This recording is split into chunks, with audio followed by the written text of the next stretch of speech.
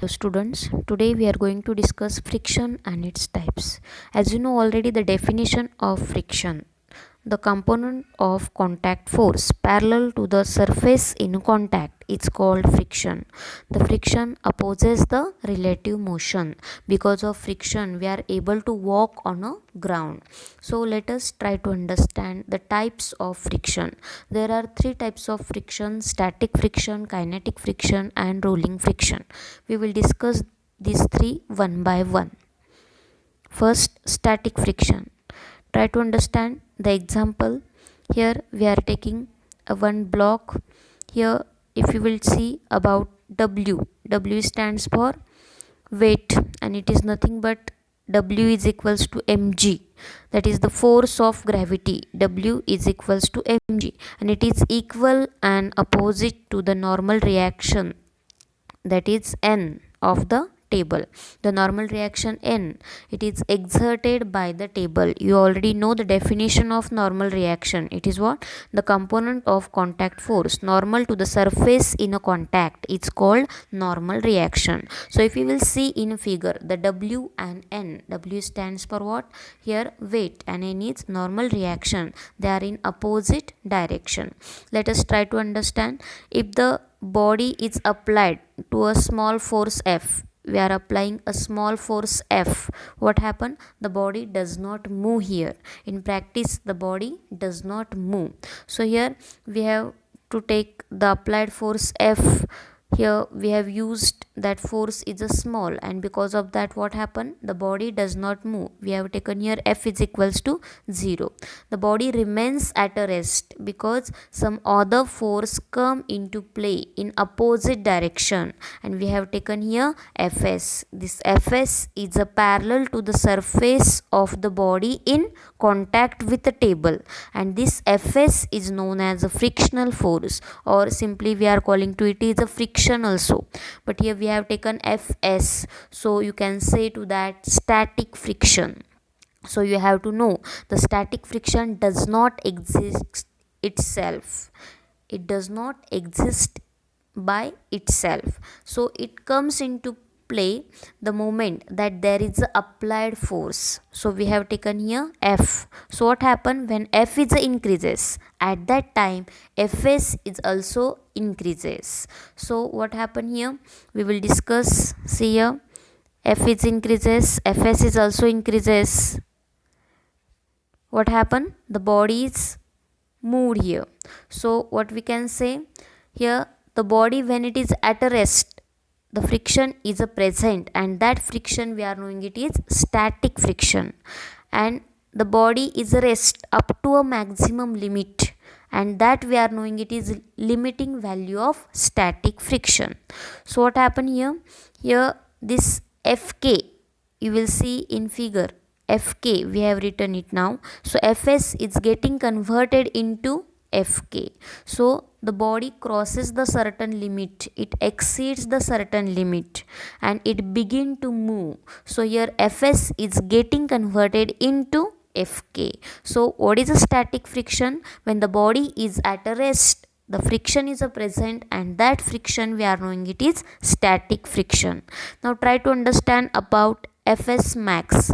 So what is Fs max? It stands for, it is the maximum limit of static friction. The body is at a rest up to a maximum limit, and it's called the limiting value of static friction, and that we can represent by Fs max.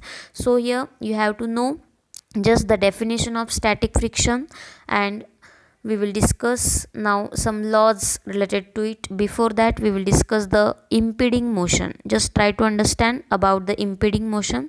The static friction, it opposes the impeding motion. So what is the impeding motion? It means the motion that would take place under the applied force if the friction were absent.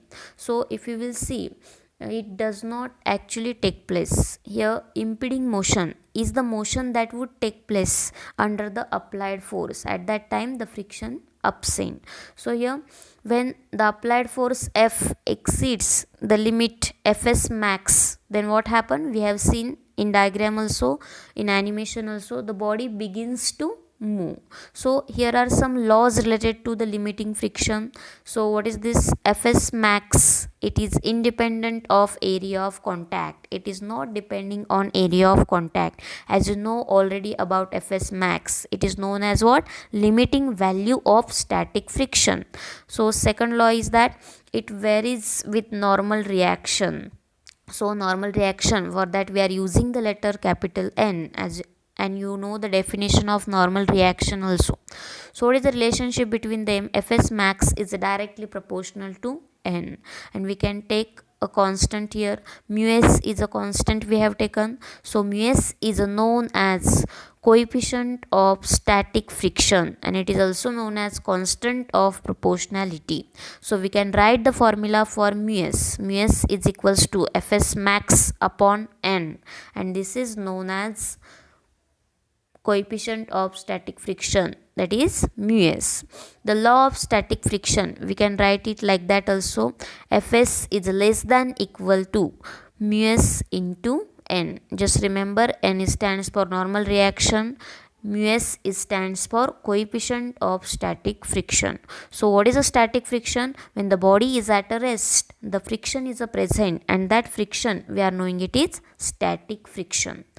Now let us try to understand the second type, that is sliding or kinetic friction. So what is the sliding or kinetic friction? The friction between two bodies in contact. When one body is sliding over another, it's called kinetic friction, or you can say sliding friction or dynamic friction also. So let us try to understand what is a kinetic friction, what are its laws. So here we have discussed in a figure also. So when applied force F, it exceeds the limit Fs max, then what happen? The body begin to slide, the body begin to move on the surface, and at that time it is opposes the relative motion between the surface in a contact, and that is also known as sliding friction or kinetic friction. So you can say the frictional force that opposes the relative motion between the surface in contact is called kinetic friction, sliding friction or dynamic friction also. Now you have to know the letter for it, Fk. We are denoting it is by Fk. Here are some laws related to the kinetic friction, that is Fk is independent of area of contact. It is not depends on area of contact. So it is nearly independent of velocity also. So what are the laws related to it? Fk is directly proportional to N. Same like a static friction, here Fk is directly proportional to the N. So we have to take a constant, and that constant we have taken it is mu k. So what is the mu k? Mu k is known as coefficient of kinetic friction. It is also known as proportionality constant, and it is depending only on the nature of surface in a contact. So if you will see mu k, what is this mu k? Mu k is equals to Fk upon N. So what is the relation between mu k and mu s? Mu k is less than mu s. So mu k stands for what? Coefficient of kinetic friction, and mu s stands for coefficient of static friction.